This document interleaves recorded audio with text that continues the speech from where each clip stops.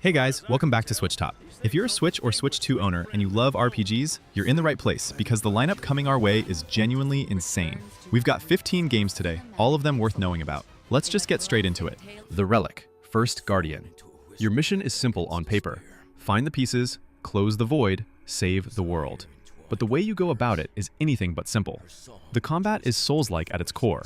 You've got 5 weapon types, 12 skill trees, and you can mix and match them to build your own class from scratch. There are no preset classes at all.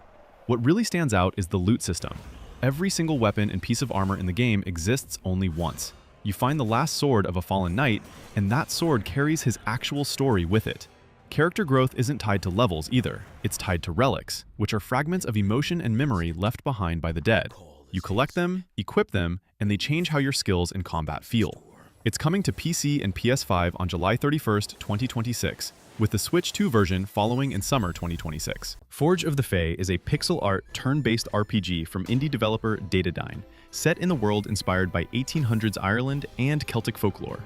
You follow a young inventor named Fiora, who's digging into a series of mysterious disappearances in a world where humans and magical creatures called Fae are in serious conflict.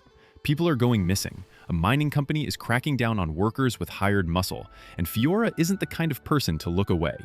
The combat is turn-based and built around the Arc Crystal system, where you channel different kinds of magic from the world of the Fae using crystals. There's also an adrenaline system that adds another layer to how you build and use abilities in fights. Outside of combat, you're exploring a world packed with puzzles that reward you with items and hidden lore. The choices you make throughout the story actually matter too. They steer the narrative and lead to different outcomes. Expected in 2027. Onimusha, Way of the Sword. This is the first new Onimusha game in 20 years, which is kind of wild to say out loud. You're playing as Miyamoto Musashi, visually modeled after legendary actor Toshiro Mifune, navigating a dark fantasy version of Edo-era Kyoto that's been twisted and corrupted by something called malice.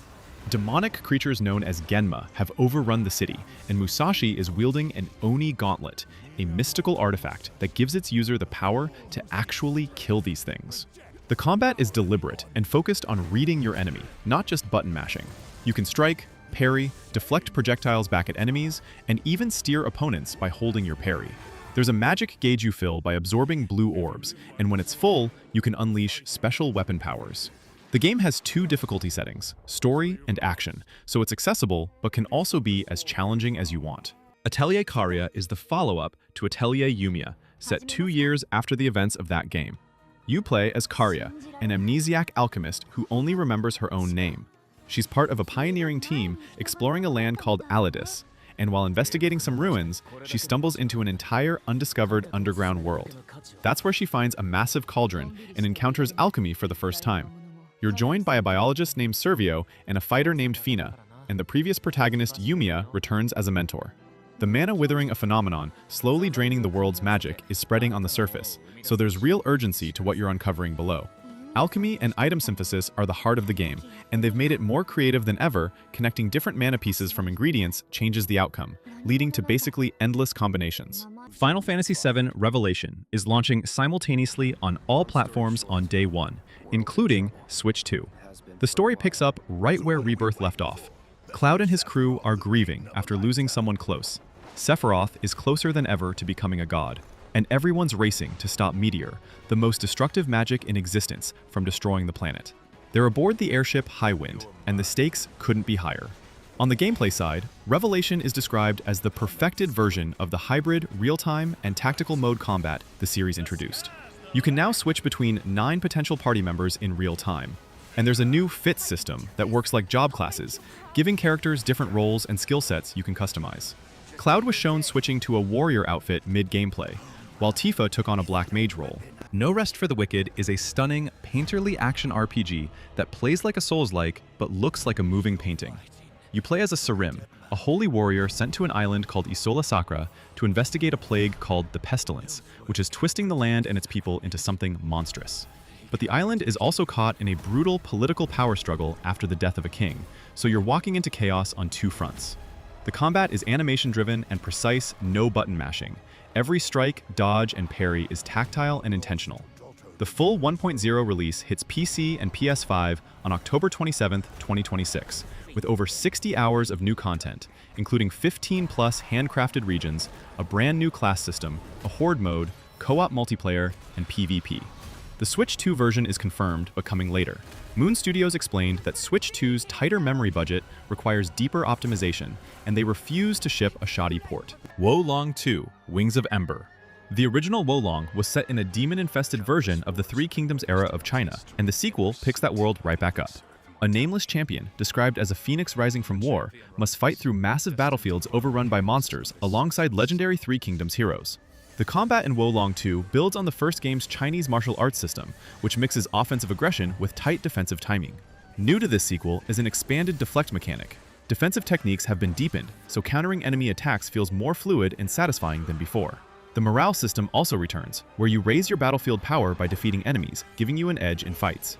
The story leans into the chaos of the late Eastern Han period, warlords battling for power, supernatural forces feeding off the bloodshed, and one warrior trying to cut a path through all of it. Final Fantasy Resonance.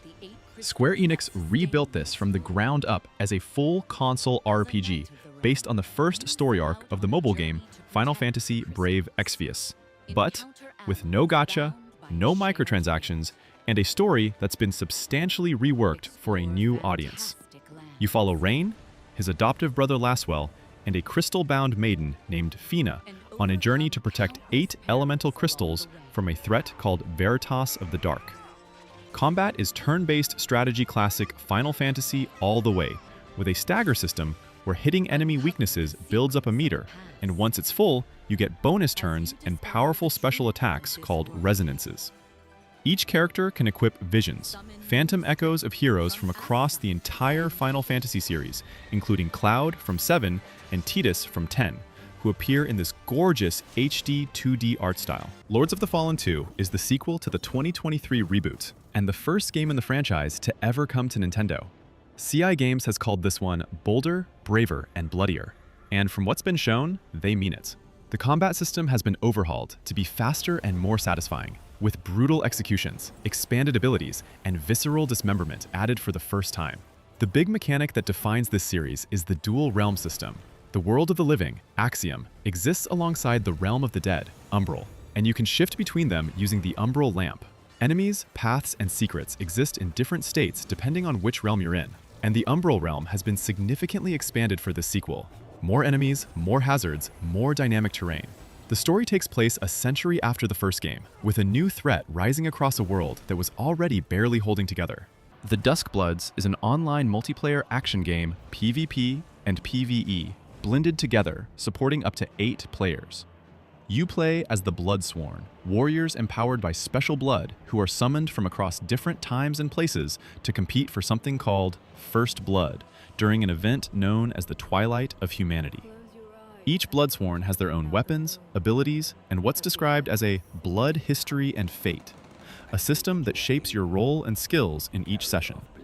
The settings pull from Gothic and Victorian aesthetics with a dark, bloody elegance to them. It's clearly got Bloodborne DNA in its bones, the atmosphere, the blood-based power, the mysterious lore. But it's doing something new with the multiplayer-first structure.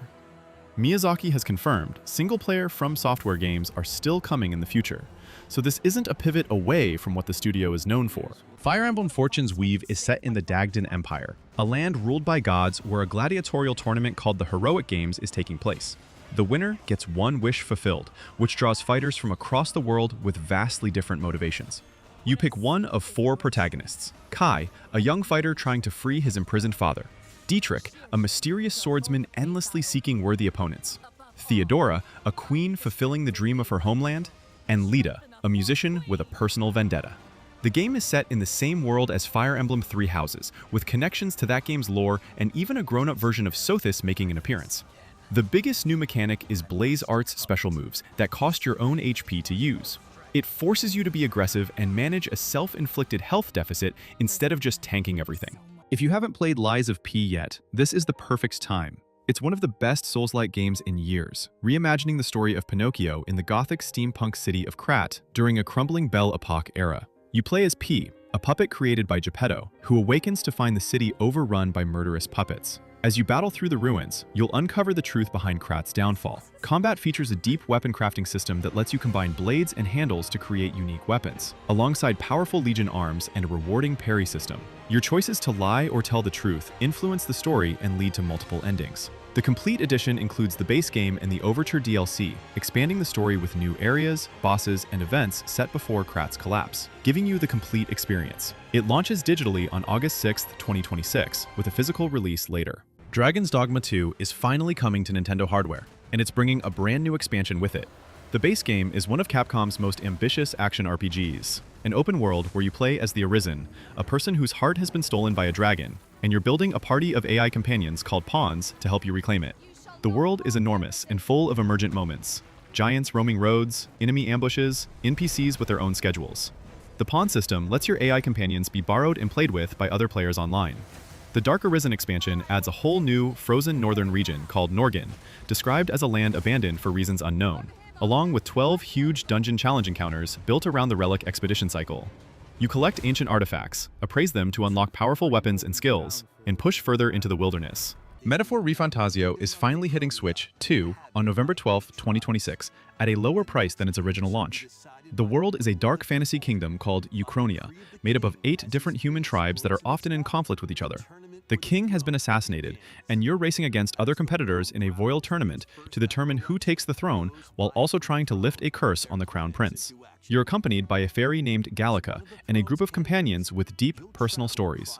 Combat blends turn-based strategy with real-time action, and the archetype system is like a modern take on classic job classes. You unlock different fighting roles, stack their abilities, and build powerful synergies for your party. The social mechanics from Persona are present, but redesigned to fit this world. The game explores themes of fear, prejudice, and what it means to lead people through despair. Xenoblade Genesis. This isn't Chronicles 4. It's a fresh start, a new world, new characters, and a new premise. You play as Eleanor, a young woman who arrives at a Vesali academy called Lukos in a world named Anshar, a place with 6 suns and endless conflict between nations. The Vesali are warriors who can harness a power called anima, the source of all elements in the world, and use it as a combat technique. Eleanor receives something called an anima crystone, which amplifies a Vesali's power and records their life experiences within it. Think of it like a living record of who you are and what you've been through. The setting looks massive. There are hints of a ring world or hollow planet aesthetic in the reveal footage, and the scale feels like classic Xenoblade ambition. Early footage shows mounts you can ride, anime-style intense action combat, and cinematics that suggest the kind of layered, dramatic storytelling the series is known for. 15 RPGs hitting Switch and Switch 2 between now and 2027. Whether you want something to play right now or something to look forward to, there's a game on this list for you. Drop your most hyped pick in the comments. Subscribe if you want more, and I'll see you in the next one.